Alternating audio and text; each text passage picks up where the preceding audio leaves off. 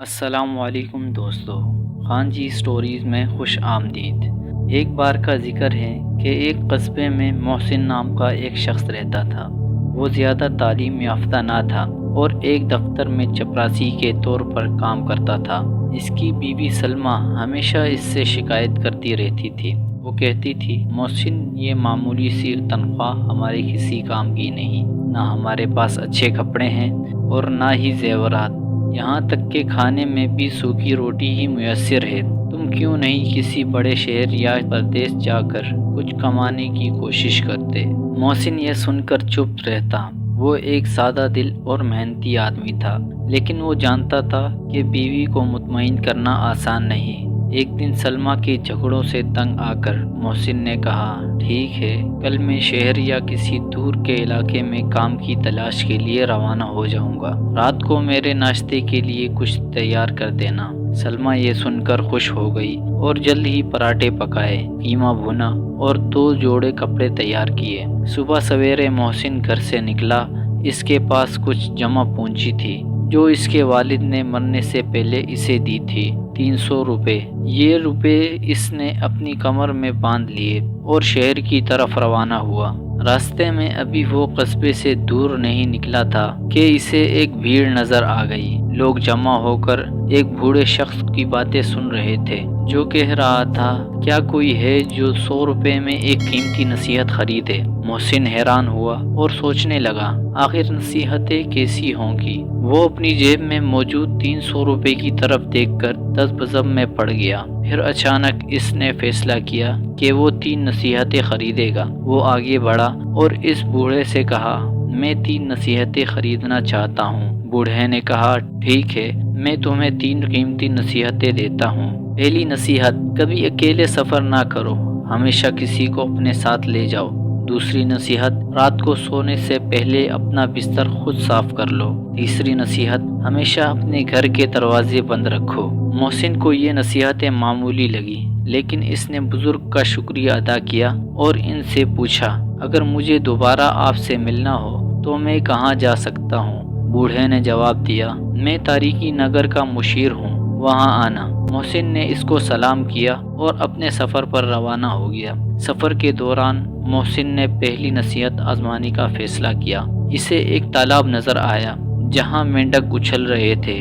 اس نے سوچا کہ سفر کے لیے کوئی ساتھی تو ہونا چاہیے، لیکن یہاں کوئی انسان تو نہیں تھا، لہٰذا اس نے ایک مینڈک پکڑ لیا اور اس سے اپنے تھیلے میں ڈال لیا۔ محسن چلتے چلتے ایک جنگل میں پہنچا۔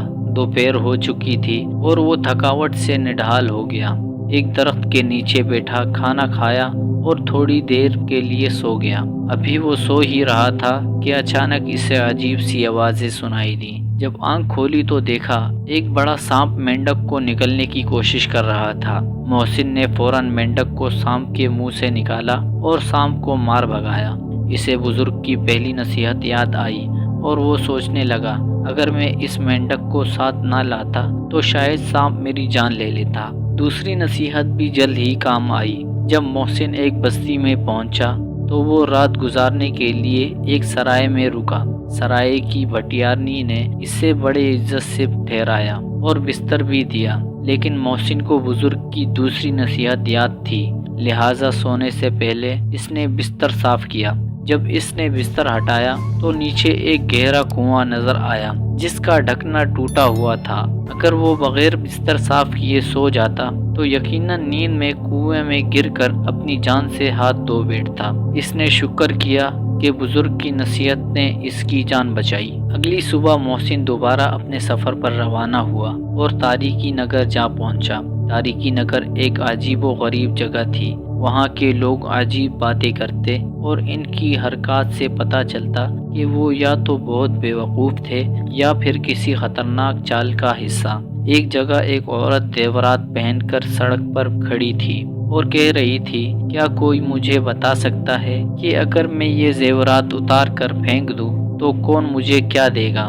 محسن نے وہاں کے حالات دیکھ کر اندازہ لگا لیا کہ یہ شہر اپنے نام کی طرح تاریک اور پر اسرار ہے۔ وہ جلد ہی مشیر کے پاس پہنچا اور ان سے مل کر ان کا شکریہ ادا کیا کہ ان کی نصیحتوں نے 2 بار اس کی جان بچائی۔ तीसरी नसीहत इसके लिए उस वक्त कारआमद साबित हुई जब वो तारीकी नगर से वापस अपने गांव जाने के लिए रवाना हुआ। रात के वक्त जब वो अपने गांव पहुंचा तो इसने घर के दरवाजे मजबूती से बंद कर दिए। इसी रात कुछ चोर गांव में घुस आए और इसके पड़ोसियों के घरों में डाका डाला, लेकिन मोहसिन का घर महफूज रहा क्योंकि इसने बुजुर्ग की तीसरी नसीहत पर अमल किया था। मोहसिन ने अपनी बीवी को ये सारी कहानी सुनाई और इसे बताया कि इन 3 नसीहतों की वजह से इसकी ज़िंदगी 3 मरतबा बची। इस वाक़ये के बाद सलमा भी समझ गई कि कम पैसों में भी बरकत हो सकती है, बशर्ते ये कि इंसान समझदारी से काम ले। यूं मोहसिन ने अपनी ज़िंदगी के तजुर्बात से सीखा कि सादा नज़र आने वाली नसीहतें भी इंसान की ज़िंदगी बदल सकती है। कहानी से ये सबक मिलता है कि ज़िंदगी में हमें दूसरों की नसीहतों को मामूली नहीं समझना चाहिए। बाज़ औक़ात छोटी बातें ही हमें बड़े ख़तरात से बचा सकती हैं और ज़िंदगी की मुश्किलात को आसान बना सकती है। दोस्तों, कहानी अगर अच्छी लगी हो तो वीडियो को लाइक कर दें, चैनल को सब्सक्राइब कर दें और बेल आइकन को ज़रूर प्रेस कर दें ताकि हमारी हर आने वाली इंटरेस्टिंग कहानी आप तक बर वक्त पहुँच सके। इसी के साथ मुझे इजाज़त दीजिए। मिलते हैं अगली वीडियो में एक नई कहानी के साथ। अल्लाह हाफिज़।